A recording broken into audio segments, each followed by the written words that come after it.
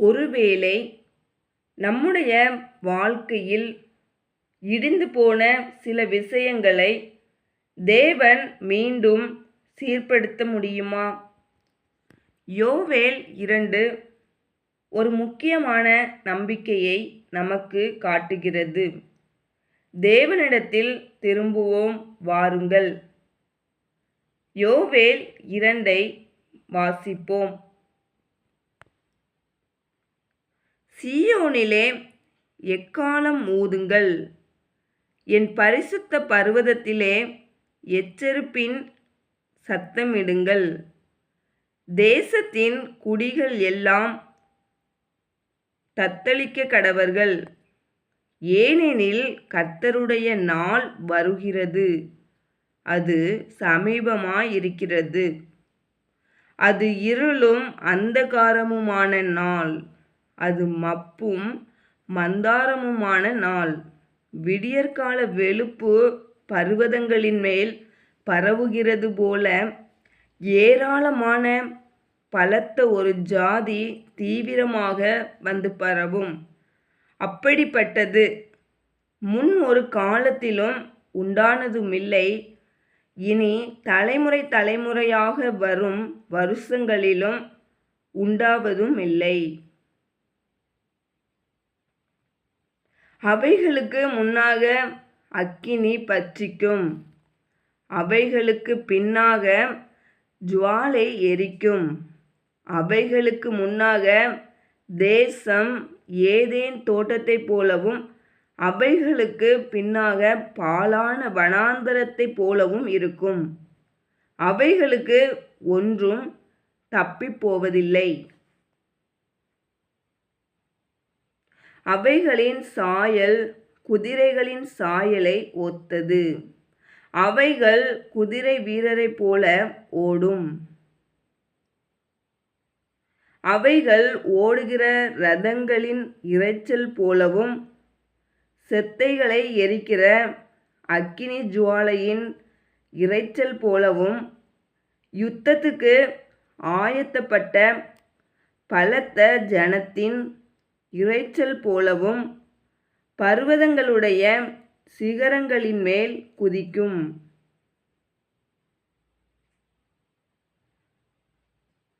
அவைகளுக்கு முன்பாக ஜனங்கள் நடுங்குவார்கள், எல்லா முகங்களும் கருகி போகும். அவைகள் பராக்கிரமசாலிகளைப் போல ஓடும், யுத்த வீரரைப் போல மதிலேறும். வரிசைகள் பிசகாமல் ஒவ்வொன்றும் தன் தன் அணியிலே செல்லும்.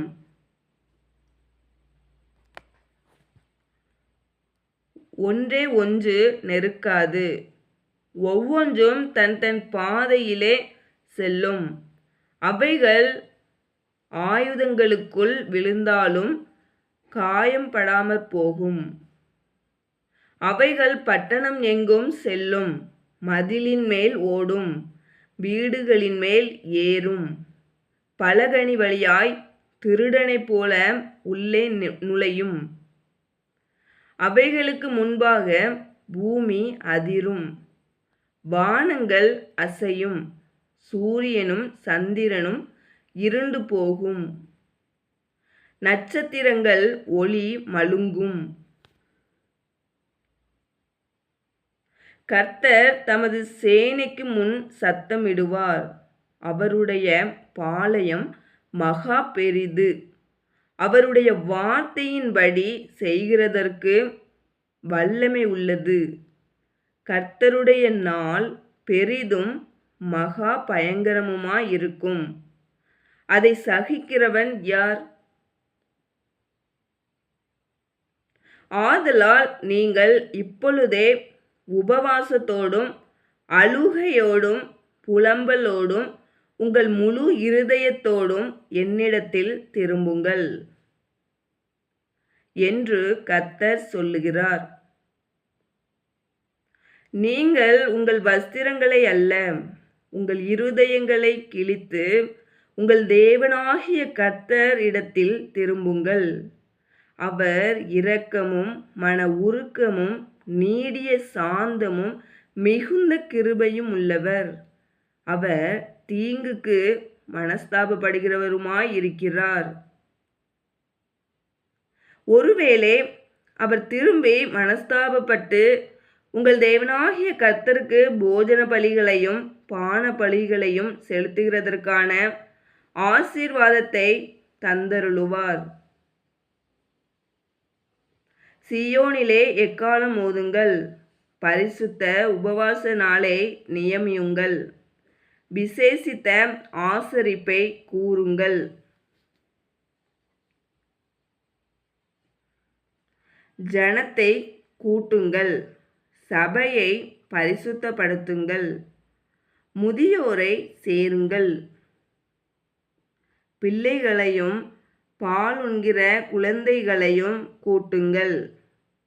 மணவாளன் தன் அறையையும் மணவாட்டி தன் மறைவையும் விட்டு புறப்படுவார்களாக.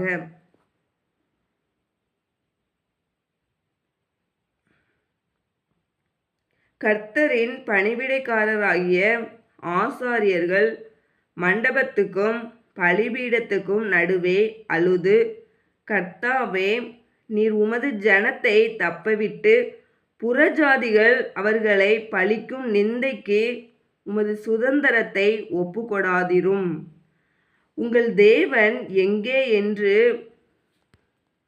புறஜாதிகளுக்குள்ளே சொல்லப்படுவானே என்பார்களாக.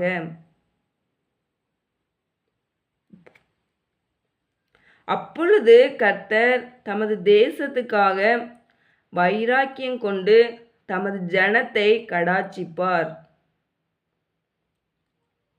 கர்த்தர் மறுபலி கொடுத்து தமது ஜனத்தை நோக்கி, இதோ, நான் உங்களை இனி புறஜாதிகளுக்குள்ளே நிந்தையாக வைக்காமல் உங்களுக்கு தானியத்தையும் திராட்சரசத்தையும் எண்ணெயையும் கொடுத்தேன், நீங்கள் அதனால் திருப்தியாவீர்கள். வடதிசை சேனையை உங்களுக்கு தூரமாக விலக்கி அதன் முன் தண்டு கீழ்கடலுக்கும் அதன் பின்தண்டு மேற்கடலுக்கும் நேராக அதை வறட்சியும் பாலுமான தேசத்துக்கு துரத்தி விடுவேன். அங்கே அதன் நாற்றம் எழும்பி அதன் துர்க்கந்தம் வீசும். அது பெரிய காரியங்களை செய்தது. தேசமே, பயப்படாதே, மகிழ்ந்து களிகூரு, கர்த்தர் பெரிய காரியங்களை செய்வார். வெளியின் மிருகங்களே, பயப்படாதீங்கள், வனாந்தரத்திலே மேய்ச்சல்கள் உண்டாகும், விருட்சங்கள் காய்களை காய்க்கும், அத்திமரமும் திராட்சை செடியும் பலனை தரும். சீயோன் குமாரரே, உங்கள் தேவனாகிய கர்த்தருக்குள் மகிழ்ந்து களிகூருங்கள். அவர் தக்கபடி உங்களுக்கு முன்மாரியை கொடுத்து உங்களுக்கு முன்மாரியையும் பின்மாரியையும் ஏற்கனவே வரிசிக்க பண்ணுவார். களங்கள் தானியத்தினால் நிரம்பும், ஆலைகளில் திராட்சரசமும் எண்ணெயும் வழிந்தோடும். நான் உங்களிடத்தில் அனுப்பின என் பெரிய சேனையாகிய வெட்டுக்கிளிகளும் பச்சை கிளிகளும் முசுக்கட்டை பூச்சிகளும் பச்சை புழுக்களும் பட்சித்த வருஷங்களின் விளைவை உங்களுக்கு திரும்ப அளிப்பேன். நீங்கள் சம்பூரணமாக சாப்பிட்டு திருப்தியடைந்து உங்களை அதிசயமாய் நடத்தி வந்த உங்கள் தேவனாகிய கர்த்தருடைய நாமத்தை துதிப்பீர்கள். என் ஜனங்கள் ஒருபோதும் வெட்கப்பட்டு போவதில்லை. நான் இஸ்ரவேலின் நடுவில் இருக்கிறவரென்றும் நானே உங்கள் தேவனாகிய கர்த்தர், வேறொருவர்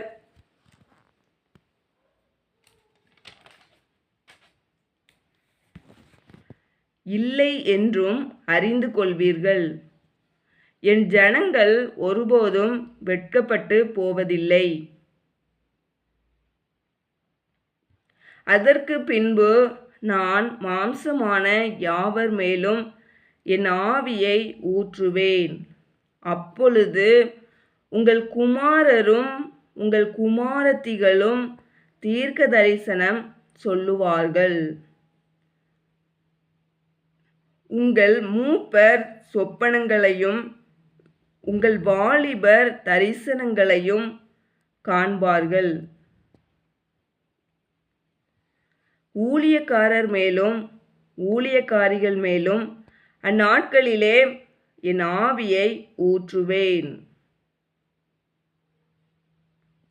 வானத்திலும் பூமியிலும் இரத்தம், அக்கினி, புகை ஸ்தம்பங்களாகிய அதிசயங்களை காட்டுவேன்.